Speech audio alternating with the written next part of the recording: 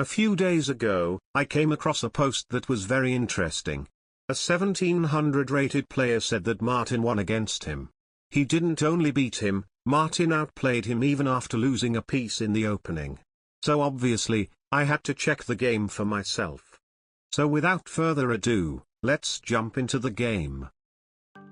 The game starts with d4, d5 and e4. Ha, we have an intellectual here. Or, he's hoping for an early mistake by Martin.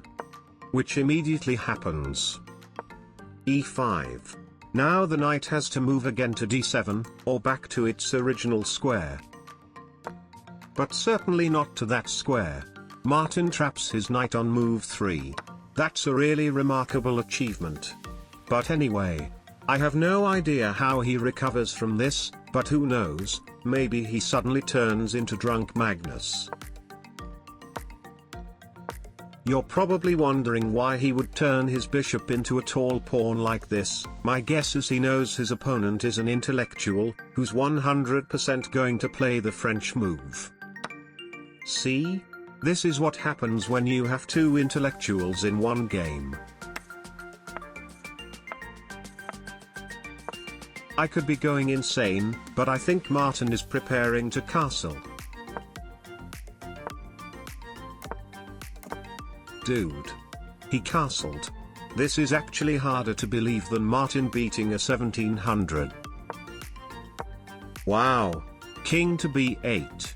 I mean, he blundered a knight in the opening, so his opponent should still be able to win, even though Martin seems to be cosplaying as Alpha Zero. Very good. White pushes the b-pawn, so Martin plays g5, starting an attack of his own. So after the bishop moves, we have h5, best move, then b5, knight to a5, best move again, and white moves his bishop back to e1. I'm starting to feel like Martin's kids found his account's password. Another best move. We have a trade on c4, then knight to e4. Martin attacks the knight with his bishop, so his opponent attacks the queen with his own bishop. Then, Martin moves the queen away, then we have another trade. Okay. I see white is doing very good, so I'm curious about how Martin made a comeback. Of course, another best move by Martin. We have another trade on d5, then knight to g3. He didn't take on g5 because there was queen to e3 check which would have won the knight. But this does allow h4, which our 250 rated prodigy immediately plays. As you can see, this is already not that easy to play for white, even with an extra knight. Martin goes queen to e3 check, and after the king moves, he takes on b5. There's a lot of good moves in this position. He can play h3, a4, rook to e1, knight to g1, or queen to e1. But he completely ignores his opponent's plans, and plays c3. And all of a sudden, his advantage is gone.